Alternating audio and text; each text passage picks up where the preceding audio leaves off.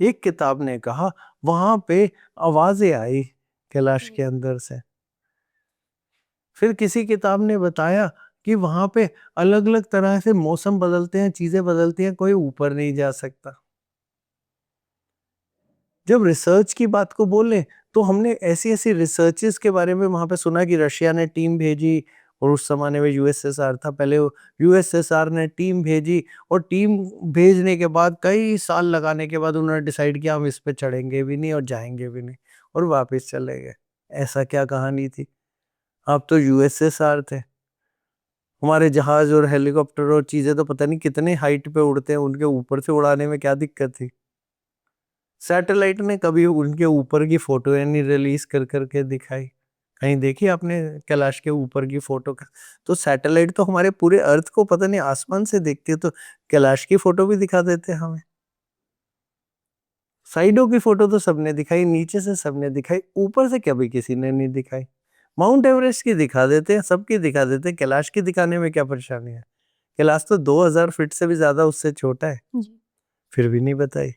तो यहाँ पे आके ना हमारे क्वेश्चन मार्क क्वेश्चन मार्क जी। क्वेश्चन मार्क जुड़ते जाते ऐसे हैं। ही बहुत सारे लोगों के क्वेश्चन, जैसे आपने सारे क्वेश्चन बता दिए, सारे पूरे ऑडियंस के यही क्वेश्चन होते हैं कि आखिर क्या है कैलाश में, और ये क्यों नहीं हेलीकॉप्टर जा पाते, अब क्यों नहीं लोग कैलाश पर जा पाते।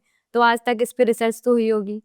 अब उसी रिसर्च, हमारे को खुद को रिसर्च करते हुए अप्रोक्सीमेटली 25 साल हो गए होंगे जी। इसी टॉपिक के ऊपर। बहुत किताबें पढ़ दी, सारे ग्रंथों में कहाँ कहाँ इसके बारे में जिक्र आया वो सारा निकाल लिया, कि रावण ने कैलाश को उठाने की कोशिश करी थी, क्योंकि रावण का तो नाम ही इसी से पड़ा। तो रावण को कहते शिव जी ने पाँव दब रख के कैलाश को दबा दिया, उसका पाँव दब गया, तो वो बहुत जोर से चिल्लाया, तो रावण का नाम बहुत जोर से चिंघाड़ने वाला, चिल्लाने वाले के उससे आ गया। तो वो भी इसकी आता है एक जगह लिखा हुआ। और अगर हम इस पूरी कहानी को समझने की कोशिश करें तो ये कहीं ना है कुछ इशारा एनर्जी के तरफ को करता है। अब अगर हम इसी एनर्जी को और किताबों में उठा के देखें तो एक शब्द आता है शंग्रीला, कि यहाँ कोई शंग्रीला नामक सिटी या शहर है। जैसे उन्होंने किताब में लिखा था कि कैलाश के अंदर से आवाजें आती हैं। करेक्ट। तो बहुत धर्मों ने, बहुत लोगों ने ये बोला शंग्रीला नामक जगह है कैलाश के अंदर। फिर उसके ऊपर आगे और ज्यादा लेके जाते हैं, उन्होंने ये भी बोला जितने हमारे चिरंजीवी हैं वो शंग्रीला में रहते हैं। और चिरंजीवियों का क्या काम है, ये आपको शायद अगर थोड़ा भी अगर आपने कभी पढ़ाई करी हो किताबों में, आप समझते हैं कि उनका क्या कार्य रहने वाला है? हमारे चिरंजीवी आज भी जिंदा क्यों जी। हैं? आज इस कलयुग के अंत में जब वो आएंगे तो हेल्प करने के लिए कल के भगवान करेक्ट, की। बिल्कुल सही। तो अगर वो हैं कैलाश के अंदर ही, तो कैलाश में ऐसी क्या ताकत है कि इतने हमारे चिरंजीवियों को भी रखा हुआ है? फिर आगे चर्चा आती है कल के अवतार के बारे में। तो काल की अवतार के लिए जो चिरंजीवी वो शांग्रीला में, और उनके बारे में आगे फिर क्या वो वहीं क्यों होने वाले हैं? तो फिर दोबारा क्वेश्चन मार्क की बात आती है। जी, और ऐसी ही कल की मूवी में एक संबाला गांव दिखाया गया है, बोलते हैं वो भी कैलाश में ही है कहीं। बिल्कुल सही, वही शंबाला शंग्रीला उसी के नाम है। हाँ, हिंदी में हम शंबाला कहते हैं और इंग्लिश में उसे शंग्रीला कहते हैं, बस इतना फर्क है। फर्क दोनों में कुछ भी नहीं है। तो जब हम इसी चर्चा के विषय को थोड़ा नीचे तक डीप तक लेके जाते हैं, तो जो अपना पर्सनल रिसर्च है, देखिए किसी धर्म की तरफ को हम कोई वो नहीं कहते नो, बेइज्जती नहीं करना चाहते, किसी धर्म के खिलाफ नहीं है। हम सिर्फ एक रिसर्च के फैक्टर की बात बोलते हैं। रिसर्च के हिसाब से जो कहीं पे कैलाश की शेप बनती है वो एक पिरामिड मैन मेड की तरफ को इशारा करती है। अगर आपने फोटो में भी देखी होंगी तो उस पे कुछ भी उगता नहीं है। ये भी एक बहुत हैरानी की बात है, नहीं तो पहाड़ और उस पे उगे नहीं, उसके आसपास सब पहाड़ों पे उगता, उस पे नहीं उगता। तो वो भी एक मैन मेड चीज की तरफ इशारा करती है। फिर दूसरी तरफ जहाँ इतना पानी होना, इतना ज्यादा, वो भी एक तरफ को इशारा करती है। अभी आपको समझाते हैं इशारा जाता कहाँ है।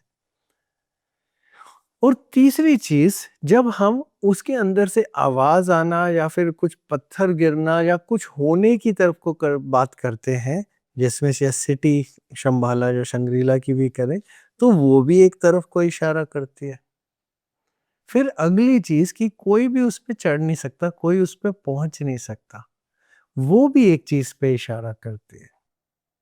अब इन सारे तथ्यों को एक साथ अगर हम जोड़ दें, तो हमें एक ही चीज का ये इशारा करती है कि कोई हमें ऊपर चढ़ने नहीं देना चाहता, तो वहां पे सिक्योरिटी है किसी न किसी तरह की, टेक्नोलॉजी में हो, शक्तियों में हो, किसी तरह की।